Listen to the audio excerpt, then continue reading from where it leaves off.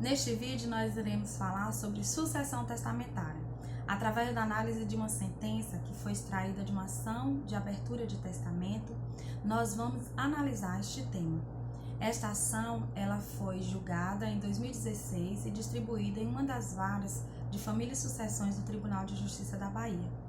Nossa equipe para este trabalho é composta por Fábio da Silva Nascimento, Franciele Aparecida Moreira Pereira, Graziela Barbosa Santos, Karine Carvalho Pereira, Lana Jaqueline da Rocha Moreira e Rosilene Pereira da Silva.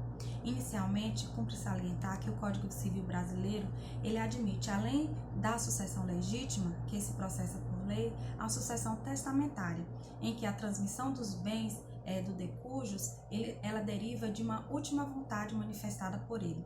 E essa última vontade, ela deve ser revestida da solenidade exigida pelo legislador, por meio ou de um testamento ou de um codicilo, conforme o que dispõe os artigos 1857 a 1890 do Código Civil. Então, no testamento se alcança o princípio da autonomia da vontade, que deve ser respeitado até mesmo depois da morte do testador. Esse testamento ele deve ser levado a juízo para efeito de registro e cumprimento. Então, a manifestação contida, ela deve ser revestida por todas as formalidades da lei. E essas formalidades têm que ser observadas pelo juiz, verificadas se foram preenchidas, de modo que, sendo preenchidas, ele determine que seja feito o registro do testamento.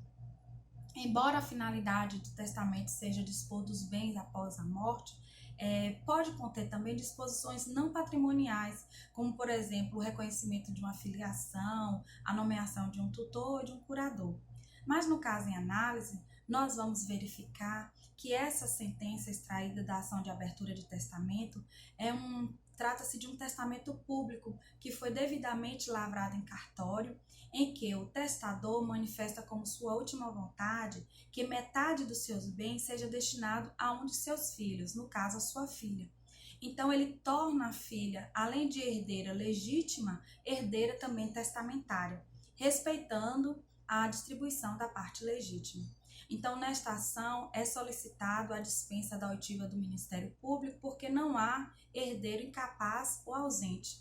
E também é requerida a homologação dessa declaração de última vontade do testador, manifestada através de escritura pública de testamento, devidamente registrada em cartório. Além disso, é requerido ao juízo que seja feita a expedição de um termo de testamentária para a devida assinatura.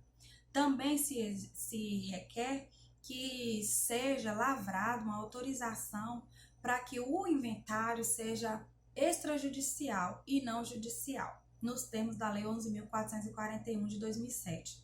E dessa forma, o juiz, nesta ação, ele inicia sua sentença através do relatório, resumindo todos os fatos que são requeridos na ação, na inicial, dizendo que consta na inicial todos os documentos necessários que comprovam que os herdeiros e o testador são maiores, são capazes, dizendo também que o Ministério Público deixou de se manifestar, uma vez que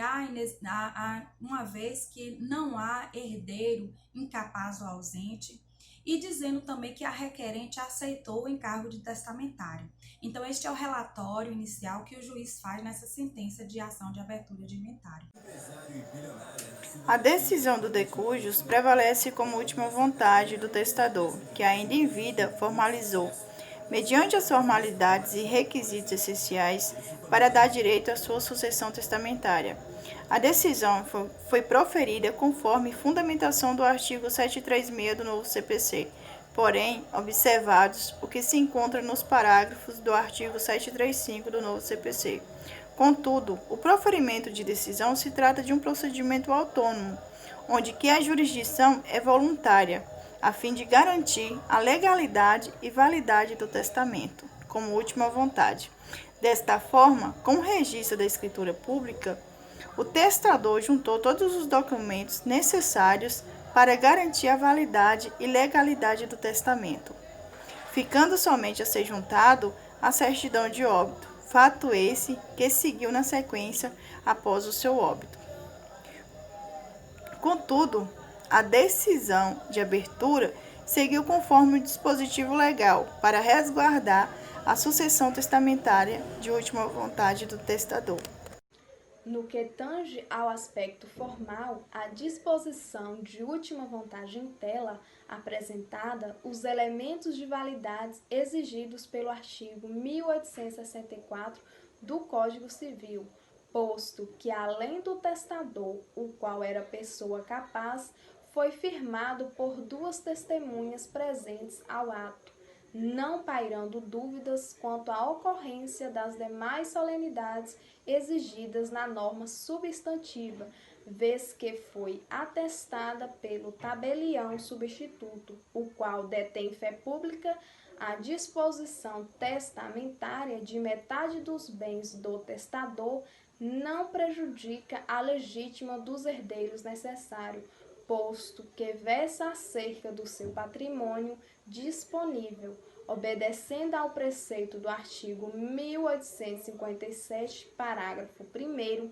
do Código Civil. Ademais, inexiste vedação legal à disposição de última vontade, que estabelece que a herdeira necessária tornasse também em herdeira testamentária, detendo a senhora Bruna legitimidade a suceder.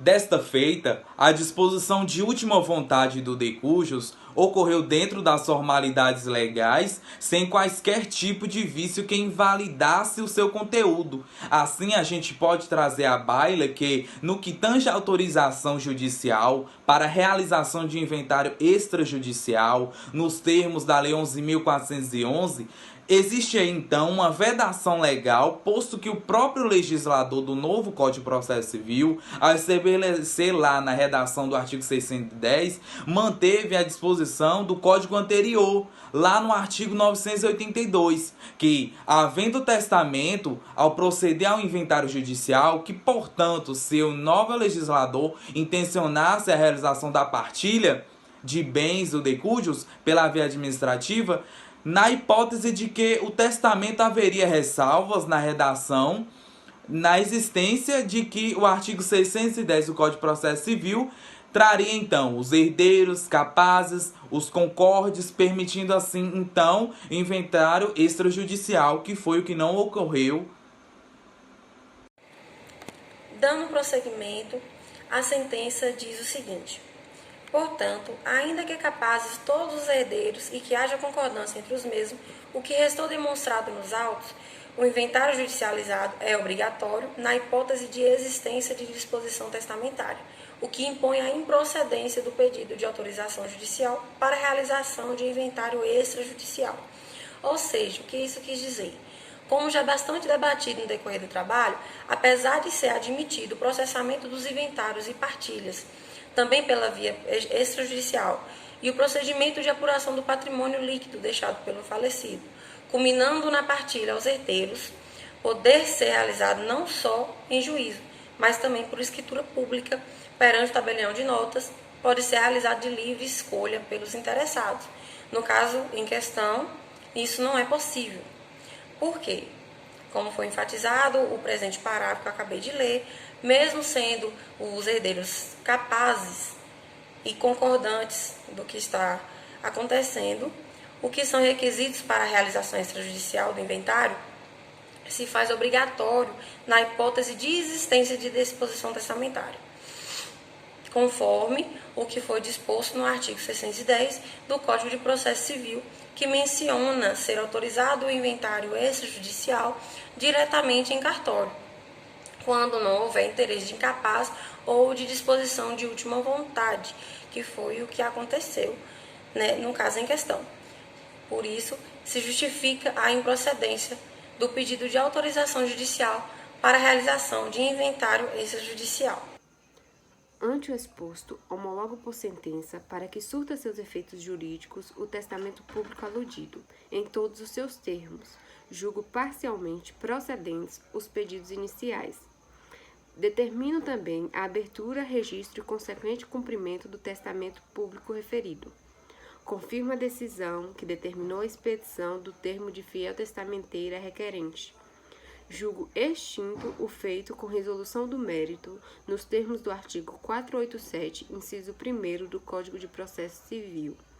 Condeno a requerente ao pagamento das custas processuais restantes a caso existentes. No que diz respeito à parte final da sentença, o juiz acabou por aceitar o que foi proposto parcialmente na petição inicial, assim como está disposto no artigo 487 do Código de Processo Civil, no inciso 1, e condenou a requerente a pagar as custas processuais. Bom, essa foi nossa explanação a respeito da sucessão testamentária, avaliando uma sentença.